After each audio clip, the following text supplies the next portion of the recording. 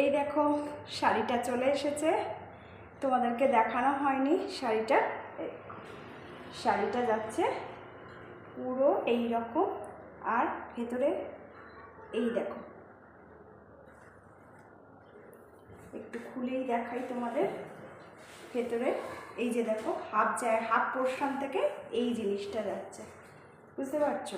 আর আঁচলটা যাচ্ছে হচ্ছে এই যে দেখো, এই দিকটা দেখাই,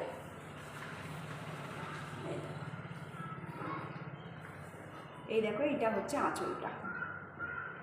ভেতরটা স্টার্টিং এই জিনিসটা, কিন্তু আঁচলটা এইরকম, আর হচ্ছে হোয়াইট সুতোর কাজ করা।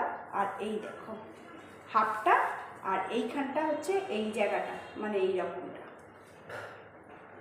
আর এটার সাথে ব্লাউজটাও বানাতে দিয়েই দিলাম, যেহেতু খুব কম টাইমের মধ্যে বানিয়ে দেয়।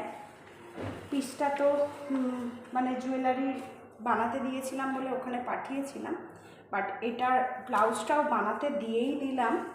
আর তবে ইচ্ছে আছে, এই যে দেখো এই হোয়াইট কালারের সিকোয়েন্সের ব্লাউজটা বহুদিন আগে নিয়েছিলাম, এটা দিয়ে পরবার বানিয়ে রাখছি এই কারণেই, সবসময় যদি এটার সাথে না ভালো লাগে সব কিছু ভেবেই আর কি।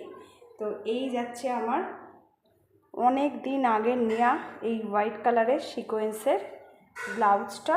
আর এবার বলো তো এটার সাথে এটা ভালো লাগবে না, তাই না? এই জুয়েলারিটার সাথে সুন্দর লাগবে আশা করছি। চলো, কেমন হয়েছে শাড়িটা অবশ্যই কিন্তু জানিও।